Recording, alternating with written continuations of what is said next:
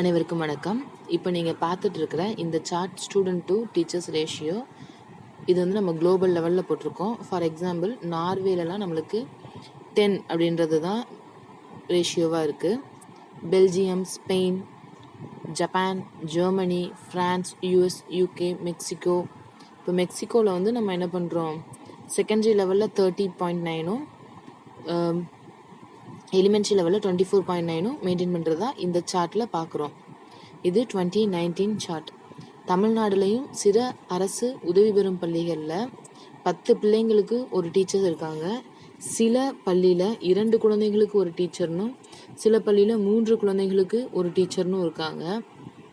இதை கருத்தில் கொண்டு தான் தமிழக அரசு அண்மையில் கவுன்சிலிங்லாம் வச்சு சில டீச்சர்ஸை சர்ப்ளஸாக இருக்கிறவங்கள டெஃபிசிட் ஸ்கூல்ஸ்க்கும், சில டீச்சர்ஸை வாலண்டரியாக மியூச்சுவல் ட்ரான்ஸ்ஃபர்லையும் அனுப்புறதுக்கான எல்லா விதமான அட்மினிஸ்ட்ரேட்டிவ் ரிஃபார்ம்ஸும் பண்ணாங்க. ஆனால் அந்த அட்மினிஸ்ட்ரேட்டிவ் ரிஃபார்ம்ஸ் எல்லாம் கிரவுண்ட் லெவலில் எந்த அளவுக்கு இருக்குது அப்படின்னு தான் நம்ம பார்க்கணும். அது பார்க்கணும். நீங்கள் ஒரு எஜுகேஷன் டிபார்ட்மெண்ட்டில் இருக்கிற ஒரு ஆஃபீஸராக இருந்தீங்க அப்படின்னா, நீங்கள் டிஎன்எம்எஸில் ஸ்டூடெண்ட் இவ்வளோ பேர் இருக்காங்க, டீச்சர்ஸ் இவ்வளோ பேர் இருக்காங்க அப்படின்ற டேட்டா உங்களுக்கு அப் டு டேட்டாக இருக்கும். அந்த ரேஷியோவை நீங்கள் பார்த்தீங்க அப்படின்னா, இன்னுமே சில ஸ்கூலில் சர்ப்ளஸ் டீச்சர்ஸ் இருக்காங்க, சில ஸ்கூலில் டெஃபிசிட் டீச்சர் தான் இருக்காங்க. அதுவும் தமிழ்நாடோட வட மாவட்டங்களில் நிறைய வேக்கன்சி இருக்குது. தமிழ்நாட்டோட தென் மாவட்டங்களில் நிறைய சர்ப்ளஸ் டீச்சர்ஸ் இன்னமும் இருக்க தான் செய்கிறாங்க. ஒரு ஸ்கூலில் இருக்க சர்ப்ளஸ் டீச்சரை தூக்கி இன்னொரு சர்ப்ளஸ் ஸ்கூலில், அதாவது இன்னொரு ஸ்கூல் அதில் ஆல்ரெடி சர்ப்ளஸ் டீச்சர் இருக்க ஸ்கூலில் ட்ரான்ஸ்ஃபர் பண்ணப்படுற சில அட்மினிஸ்ட்ரேட்டிவ் லூப் ஹோல்ஸ் எல்லாத்தையும் நம்ம தொடர்ந்து கண்காணிச்சுட்டு தான் வரோம். இந்த ஸ்டூடெண்ட் டு டீச்சர் ரேஷியோ வச்சு தமிழ்நாட்டில் பல கரப்ஷன் ரொம்ப ஆர்கனைஸ்டாக பல வருடங்களாக நடந்துட்டு தான் இருக்குது. நம்ம ஏதாவது ஒரு ரிஃபார்ம் எடுத்தோம் அப்படின்னா அது நம்மளுக்கு வந்து பேக் ஃபயர் ஆகிற அளவுக்கு அந்த லூப் ஹோல் வந்து இன்னுமே பெருசாக தான் செய்யுது. இதுபோல் அண்டர் டேபிள் மூமெண்ட் இன்னுமே ஜாஸ்தியாக இருக்குது.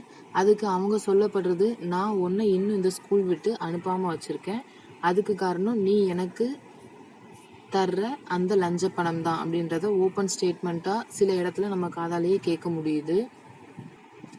இந்த மாதிரி கரப்ஷனை பார்த்து வளர்கிற அந்த குழந்தைங்க எந்த மாதிரி மனநிலைக்கு தள்ளப்படுவாங்க அப்படின்றதையும் நம்ம கருத்தில் கொள்ளணும். ஸோ நம்ம அண்டர் டேபிள் மூவ்மெண்ட் பண்ணோம் அப்படின்னா நம்மளோட எல்லா விஷயம் நிறைவேறும் அப்படின்றது தான். நம்ம இந்த மாதிரி ஒரு என்விரான்மெண்ட்டை ஸ்கூலில் க்ரியேட் பண்ணுறது மூலமாக நம்ம அந்த குழந்தைங்களுக்கு நம்ம கற்பிக்கிறோம். நம்ம கற்பிக்க வேண்டியது வந்து இது அல்ல, நம்ம வந்து ஸ்டாப் கரப்ஷன் அப்படின்றத தான் நம்ம சொல்லணும். ஒருவேளை நீங்கள் வந்து ஒரு எஜுகேஷன் டிபார்ட்மெண்ட்டில் உள்ள உரிய அதிகாரியாக இருந்தால் தயவு செய்து இந்த மாதிரி கரப்ஷனை ஸ்டாப் பண்ணுறதுக்கு, இந்த மாதிரி கரப்ஷன் நடக்குதா அப்படின்றத கண்காணிக்கிறதுக்கு ஒரு குழு வைங்க.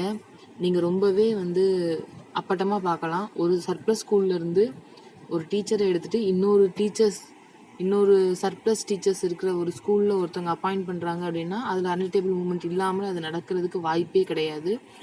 ஸோ நீங்கள் அசஸ் பண்ணிவிட்டு அதுக்கேற்ற மாதிரி ரெமடியை ரொம்ப சீக்கிரமாக தருவீங்கன்னு நம்புகிறேன். இந்த காணொளி யாருக்கானது அப்படின்னா, எந்த குழந்தைங்களோட லைஃபுக்காக தமிழ்நாடு அரசு இவ்வளோ ஸ்கீம்ஸையும் போட்டு இவ்வளோ டீச்சர்ஸையும் போட்டு எல்லாமே ஸ்பெண்ட் பண்ணுதோ அந்த குழந்தைங்களோட லைஃப் வந்து கொஸ்டின் மார்க் ஆயிடக்கூடாது. அந்த கற்றல் அடைவு திறனை அவங்க அடைந்தாங்களா அப்படின்றத கவனிக்கிறதுக்கு நம்ம எவ்வளவோ ஸ்கீம்ஸ் வச்சுருக்கோம், எவ்வளவோ திட்டங்களும் எவ்வளவோ வந்து ஆஃபீஸர்ஸையும் போட்டு எவ்வளோ சூப்பர்விஷன்லாம் பண்ணி இவ்வளோ பண்ணியும் இந்த மாதிரி சின்ன சின்ன லூப் ஹோல்ஸ்னால மேஜராக அந்த கற்றல் அடைவு திறனே வந்து இல்லாமல் போயிடுவாங்க குழந்தைகள். ஏன்னா டீச்சர்னு ஒருத்தவங்க வந்து உட்காந்து ஒழுங்காக பாடம் எடுத்தால் தானே குழந்தைங்களுக்கு அது சரியாக வரும். ஏன் சர்ப்ளஸாக தானே இருக்காங்க, இதனால குழந்தைங்களோட படிப்பு எப்படி பாதிக்கப்படும்? அந்த மாதிரி உங்களுக்கு ஒரு கேள்வி இருந்துச்சு அப்படின்னா, நம்ம தான் லஞ்சம் கொடுக்கோமே, நம்ம ஏன் வேலை பார்க்கணும் அப்படின்ற மனநிலைக்கு அந்த மாதிரி லஞ்சம் கொடுக்குற ஆசிரியர்கள் தள்ளப்படுவாங்க அப்படின்றதையும் நீங்கள் கருத்தில் கொண்டு அதற்கு ஏற்ற நடவடிக்கை எடுக்கும்படி தாழ்மையுடன் கேட்டுக்கொள்கிறேன். நன்றி, வணக்கம்.